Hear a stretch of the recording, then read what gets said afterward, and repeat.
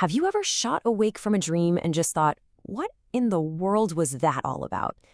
Maybe you have that same dream over and over, and you just get this feeling that your subconscious is, I don't know, trying to tell you something? Well, you're in the right place, because today we are diving deep into that hidden world inside our own minds. But hey, before we really get into it, just take a second. Can you remember your last dream? Try to bring it to mind. Was it weird? Was it amazing? Kind of scary? Whatever it was, hold on to that memory, because by the time we're done here, you might see it in a totally new light. All right, so first things first. Before we can figure out what the dreams mean, we kind of have to know why we have them in the first place, right? Is it all just random noise from your brain, or is there something more going on? Well, the modern thinking is that dreaming is absolutely essential. Think of your brain like it has a night shift, and its job is to sort through all the files from your day. It's processing tough emotions, locking in important memories, and even running simulations for problems you've been dealing with. So it's not just a movie playing in your head, it's critical maintenance. This is a huge shift from how people used to think.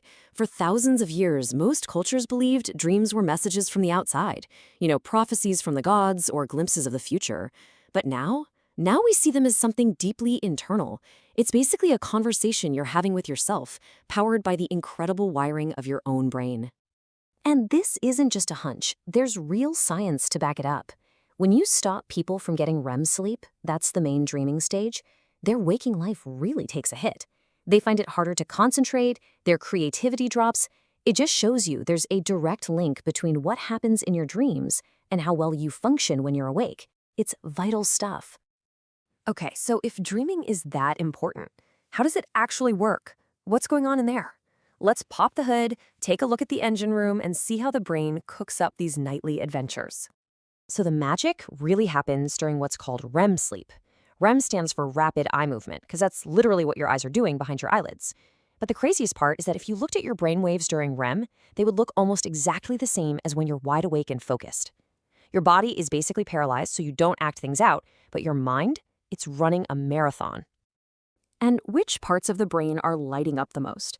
Well, two of the main players are the amygdala, which is your emotion center, and the hippocampus, which handles your memories.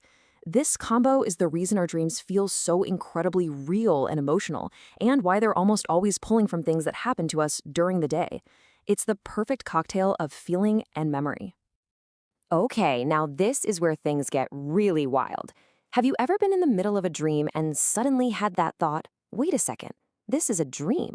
That right there is lucid dreaming. It's that incredible moment where you go from just watching the movie to realizing you could actually be the director. So have you? Have you ever had that realization and then decided, you know what, I'm gonna fly now? Or maybe you changed where you were, or finally turned around to face whatever was chasing you. That's lucid dreaming in action. And I mean, think about the possibilities. People use this to practice skills, to conquer fears, or just to explore the absolute limits of their imagination. It's incredible. All right, so we've got the why and the how. But what about the what? The actual content of the dreams. How in the world do we start to understand the bizarre language our mind speaks at night? Let's get into decoding those symbols. I bet you recognize some of these, right? That feeling of falling, or being chased, or flying. And of course, that super common, super weird one about your teeth falling out.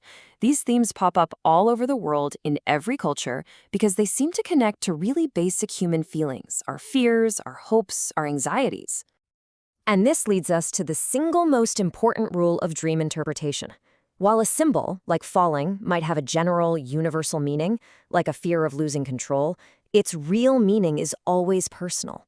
It's all about your context.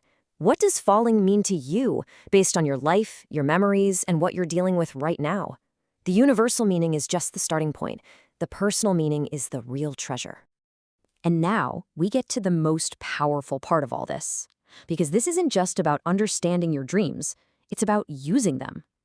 We can actually turn our dreams into a toolkit for personal growth, for creativity, even for solving problems. Let's look at how. I mean, history is full of these amazing stories. Einstein supposedly got a key insight for the theory of relativity from a dream. Paul McCartney literally woke up with the entire melody for Yesterday in his head. For us, just keeping a dream journal can be a huge creativity boost. And even nightmares, they have a purpose. Think of them as giant flashing warning signs from your subconscious, pointing to fears you need to deal with. So you want to tap into this power for yourself? You can start tonight. Seriously.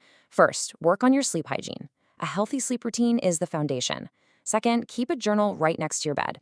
The second you wake up, just scribble down anything you can remember, even if it's just a color or a feeling. And third, set an intention. As you're drifting off to sleep, just tell yourself, I want to remember my dreams. You're basically priming your brain to listen. Let's try something really quick. Go ahead and close your eyes for a second. Think back to that dream you remembered at the beginning. Picture it. Imagine you're walking through a movie theater of your own mind, and that dream is on the screen. What's one scene you'd want to pause on? What's one moment you'd want to look at a little closer? Just see what comes up. So here's the big takeaway. Your dreams are not just random, meaningless static. They are this incredibly rich, personal, and powerful resource that's available to you every single night. They're a part of you. The only real question left is the one right here. Tonight, what will your dreams tell you?